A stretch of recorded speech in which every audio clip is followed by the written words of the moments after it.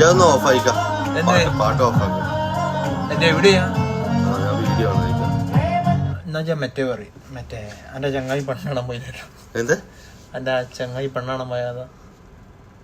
പെണ്ണാണ് പെൺകെട്ടേരും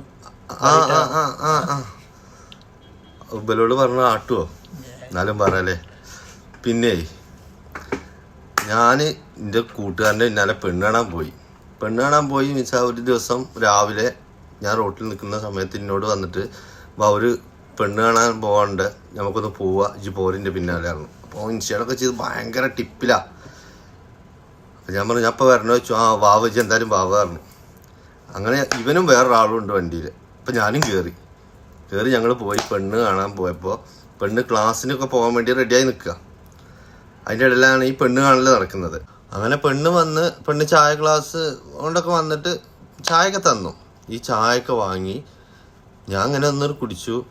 അവൻ പെണ്ണിനെ നോക്കിക്കൊണ്ട് ഇങ്ങനെ കുടിക്കുക. അപ്പോൾ പെണ്ണിൻ്റെ ഉമ്മ അവിടെ അങ്ങനെ ചാരി നിൽക്കുന്നുണ്ട്. ഹാളിലും റൂമിനും ആയിട്ടുള്ള ഒരു ഗ്യാപ്പിൽ ഇങ്ങനെ ചാരി നിൽക്കുന്നുണ്ട്. പെണ്ണ് കുറച്ച് പുറത്തായിട്ടും നിൽക്കുന്നുണ്ട്. അങ്ങനെ എന്നോട് പറ, ഇയാളൊരൊറ്റ വളിയിടല. സൗണ്ടിൽ കേട്ടതോടുകൂടെ ഞാനും സ്റ്റക്കായി, ചെക്കനും സ്റ്റക്കായി. ഞങ്ങൾ പരസ്പരം അങ്ങോട്ടും ഇങ്ങോട്ടും ഒന്നാണ് നോക്കിന്നല്ല. അപ്പൊ ഇയാള് ഞങ്ങളെ നോക്കിയിട്ട് എന്താണ് ഇതിലേക്ക് ഇങ്ങനെ കാട്ടി. എന്താ കാക്ക, എന്താ നിങ്ങള് കാട്ടി വെച്ചു? ഇത് സൗണ്ട് കേട്ടതോടെ പെണ്ണും പെണ്ണിന്റെ അമ്മയും ഉള്ളിലേക്കാണ് പോയി. ഒലിക്കും എന്താ ചെയ്യേണ്ടതെന്നൊരു പിടുത്തമല്ല. ഞാനാകെ എന്ത് ചെയ്യുന്ന, ഇറങ്ങി ഓടണോ നിൽക്കണോ, ഓടിയപ്പോൾ ഒറ്റക്കാവും, എന്ത് ചെയ്യണമെന്ന് ഒരു പിടുത്തമല്ല. അങ്ങനെ മക്കളെ ഞാൻ എന്ത് ചെയ്തു, ഇയാളെ ജസ്റ്റ് ഒരു ആക്ഷൻ കാണിച്ചേ ഉള്ളൂ. എന്ത് പണികൾ കാട്ടിയത്. ഒരു ഇമ്മാരത്തെ ഒരു സഭയിൽ ഇങ്ങനത്തെ ചെയ്യണ്ടേ.